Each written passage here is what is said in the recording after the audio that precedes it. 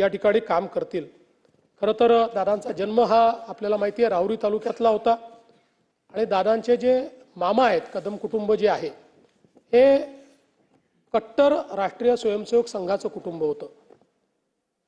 राष्ट्रीय स्वयंसेवक संघाचे पदाधिकारी देखील त्यांचे मामा होते, त्यांचं घर होतं।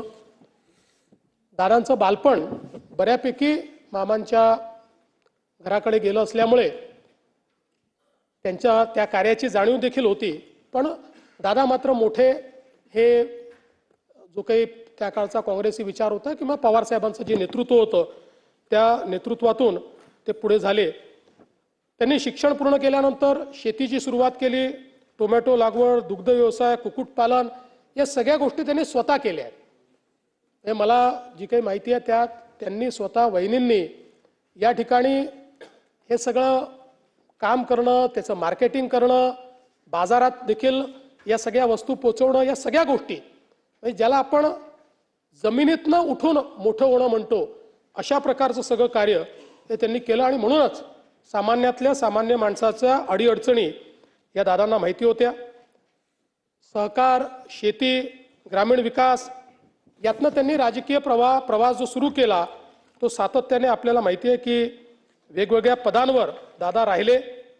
त्यांनी अतिशय चांगलं काम हे वेगवेगळ्या पदांवर केलं आणि हे सगळं करत असताना त्यांनी जे अर्थसंकल्प मांडले ते जर आपण बघितलं तर त्या अर्थसंकल्पांचा जो काही स्थायीभाव आहे त्याच्यामध्ये त्यांचा भर हा नेहमी राजकोषीय स्थैर्य निर्मितीवर असायचा। म्हणजे महसुली वाढ आणि खर्चाला प्राधान्यक्रम, विकास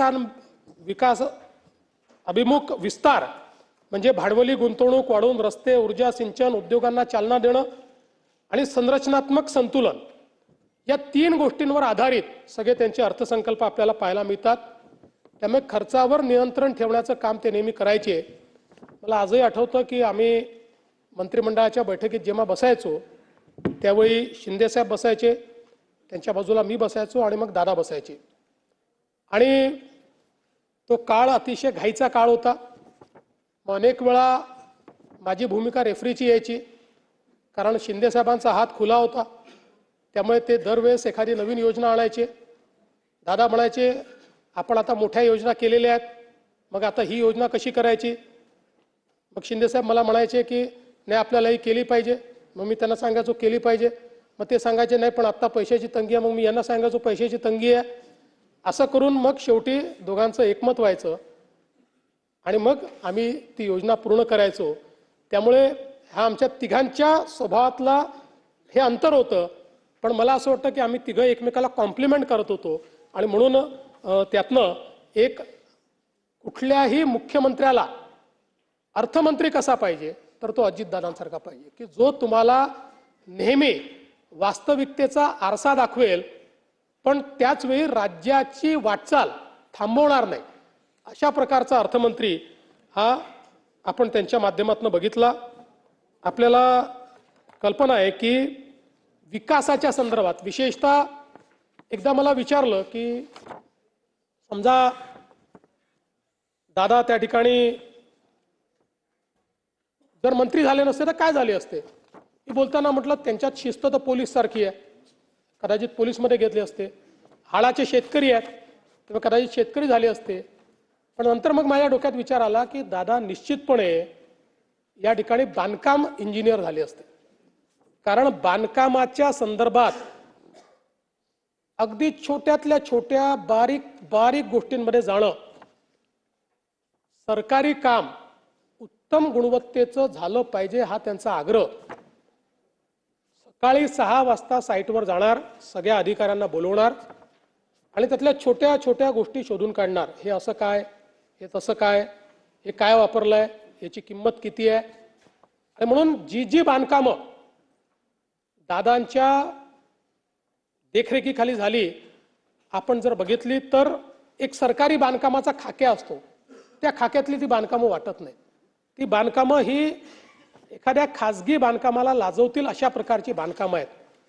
आणि कधी कधी दुर्दैव काय असतं बघा की दादांनी स्वतः पाठपुरावा करून ज्या मेडिकल कॉलेजची वीट ठेवली, दुर्दैवाने शेवटी त्यांचा देह त्याच मेडिकल कॉलेजमध्ये आपल्याला न्यावा लागला, यापेक्षा मला असं वाटतं दुर्दैवी अजून काही असू शकत नाही.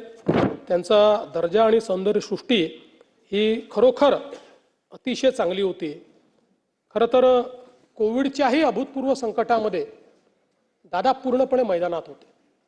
आपल्याला कल्पना आहे की त्या काळामध्ये अनेक प्रश्न निर्माण झाले होते, पण खंबीरपणे राज्याचे अर्थमंत्री म्हणून आणि अर्थमंत्र्याच्याही पलीकडे ही आपली जबाबदारी असं समजून या संपूर्ण कोविडच्या काळात सरकारची बाजू योग्य पद्धतीने मांडणं असेल, सरकारचे निर्णय योग्य होतील या दृष्टीनं काम असेल, या सगळ्या गोष्टी दादांनी केल्या.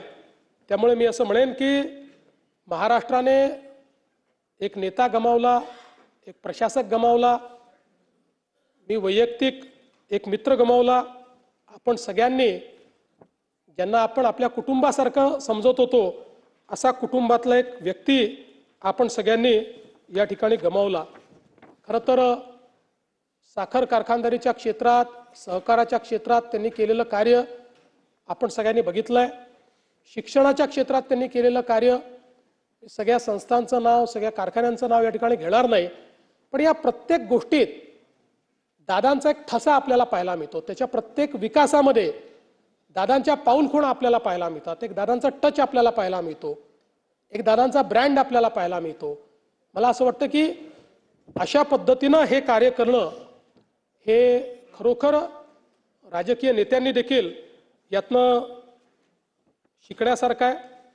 खरं तर आज दादा आपल्यामध्ये नाहीत आणि निश्चितपणे आता आठवणींच्या व्यतिरिक्त आपल्याजवळ मला असं वाटतं की त्यांच्या स्मृतीच राहणार आहेत. पण अशा या सगळ्या जो काही विचारांचं काहूर आहे, वेगवेगळ्या आठवणी आहेत, यावर जर आपण बोलत राहिलो तर कदाचित आपल्यापैकी प्रत्येक जण दिवसभर बोलू शकेल.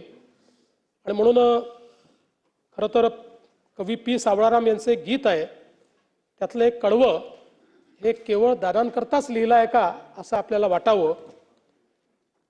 जनसेवेचे बांधून कंकण, त्रिभुवन सारे घेईन जिंकून, अपूर्व अपुले दृढ सिंहासन, नित भिजतो मानवतेला, जो आवडतो सर्वांना तोची आवडे देवाला. मला असं वाटतं की हे कदाचित दादांकरताच लिहिलं आहे असं आपल्या सर्वांना जाणवावं. मी दादांच्या पावन स्मृतींना या ठिकाणी विनम्र अभिवादन करतो. त्यांच्या आत्म्यास चिरशांती लाभो अशी प्रार्थना करतो. आणि जी काही त्यांचे कुटुंबीय आहेत या कुटुंबियांना या ठिकाणी हे दुःख सहन करण्याची शक्ती आपल्याला आणि त्यांना ईश्वर देव अशी ईश्वरचरणी प्रार्थना करतो.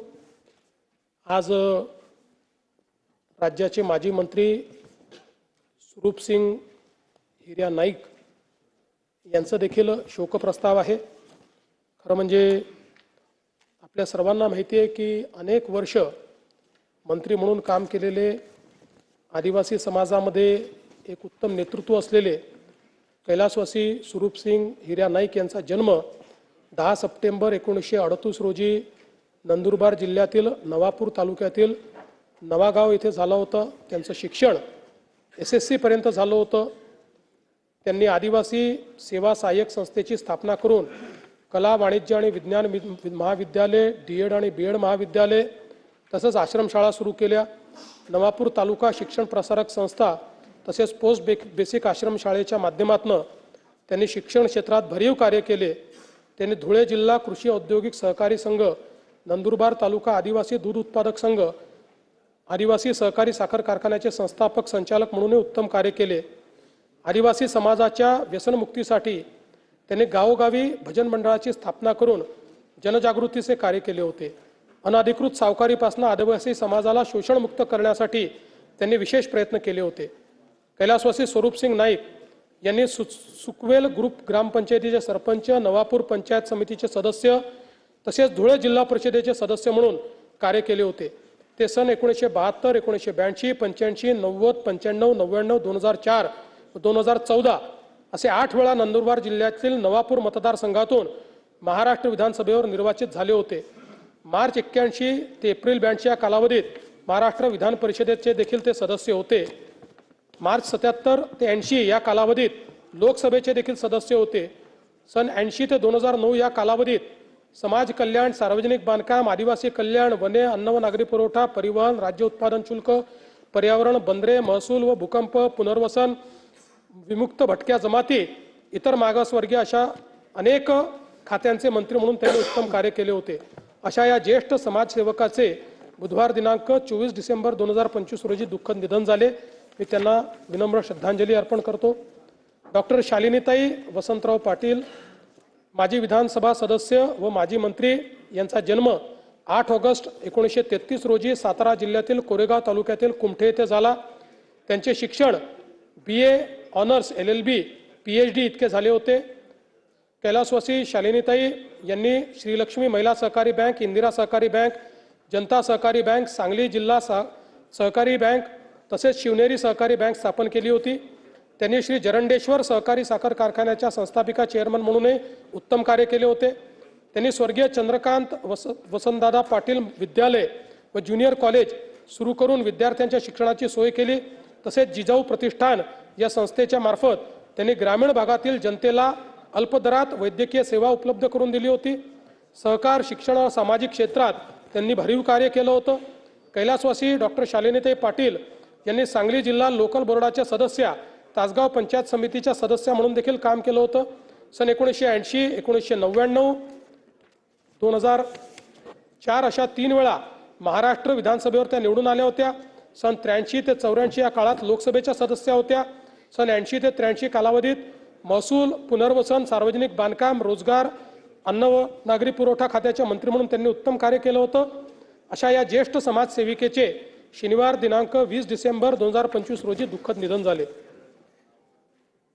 कैलासवासी राज खंगारजी पुरोहित यांचा जन्म 31 ऑगस्ट 1954 रोजी राजस्थान राज्यातील सिरोही येथे झाला होता.